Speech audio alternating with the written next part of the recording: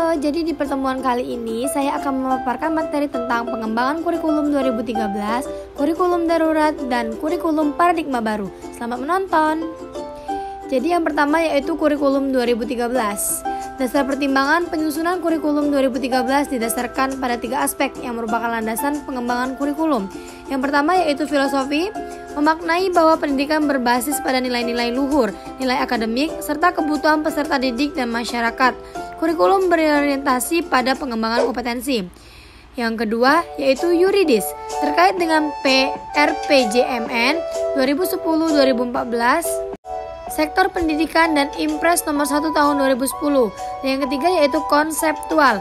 Kurikulum memiliki referensi, modelnya berbasis kompetensi, tidak hanya merupakan sekedar dokumen, dan proses pembelajarannya mencakup aktivitas belajar serta output dan outcome belajar, serta kesesuaian teknik penilaian dengan kompetensi penjenjangan penilaian. Oke, selanjutnya yaitu rasional pengembangan kurikulum 2013. Ada 5. Yang pertama yaitu tantangan internal, yang kedua tantangan eksternal, yang ketiga penyempurnaan pola pikir, yang keempat pengelolaan tata kelola kurikulum, dan yang kelima yaitu pendalaman dan perluasan materi. Di sini yang pertama tentang tantangan internal, meliputi 2 yaitu kondisi pendidikan dan perkembangan pendudukan Indonesia.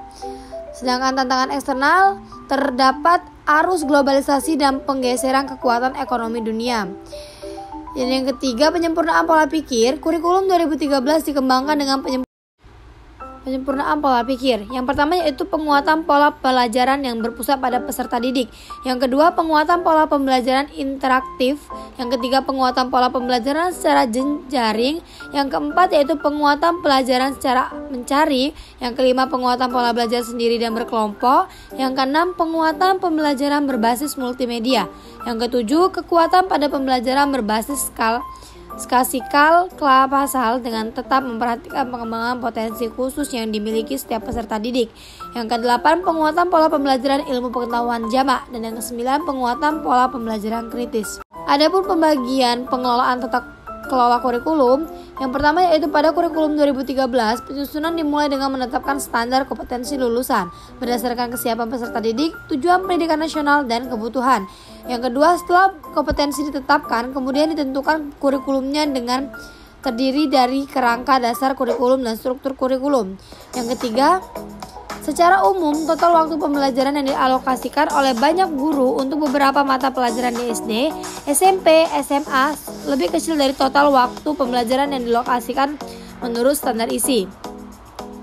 Yang kelima, hasil monitoring dan evaluasi ini juga menunjukkan bahwa banyak kompetensi yang perumusannya sulit dipahami oleh guru dan kalau diajarkan sulit dicapai oleh siswa. Poin yang kelima, pendalaman dan perluasan materi. Sejak tahun 1999, capaian anak-anak Indonesia tidak menggembirakan dalam beberapa kali laporan yang dikeluarkan tim MSSS dan PISA yang hanya menduduki peringkat 4 besar dari bawah. Penyebab capaian ini antara lain adalah karena banyaknya materi uji yang ditanyakan di TIMSS dan PISA tidak terdapat dalam kurikulum Indonesia.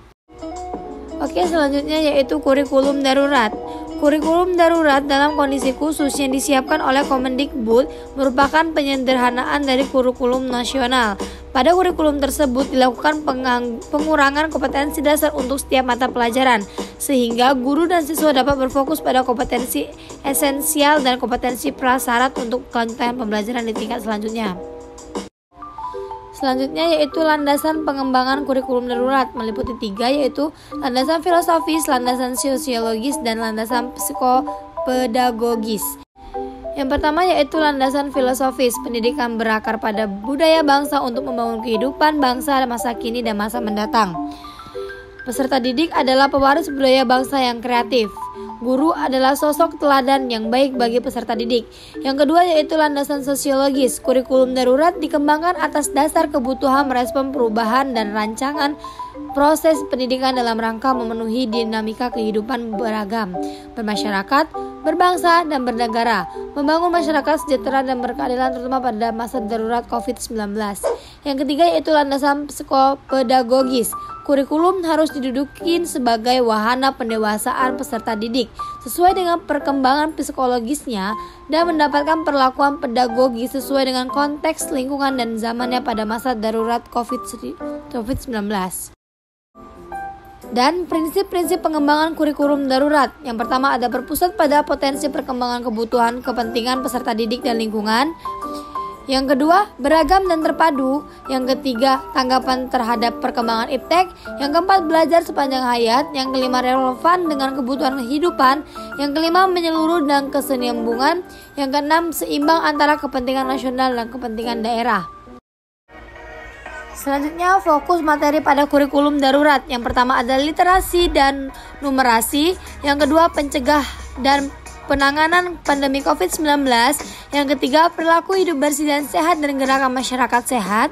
Yang keempat, kegiatan rekreasional dan aktivitas fisik. Yang kelima, spiritual dan keagamaan. Yang keenam, yaitu penguatan karakter dan budaya.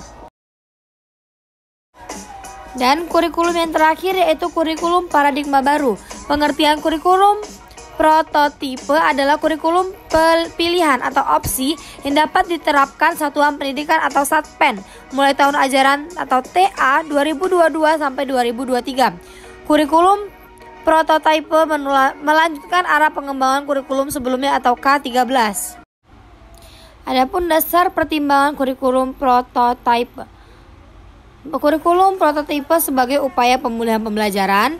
Indonesia mengalami krisis atau pembelajaran atau learning crisis. Selanjutnya, fisiologis pengembangan kurikulum prototipe.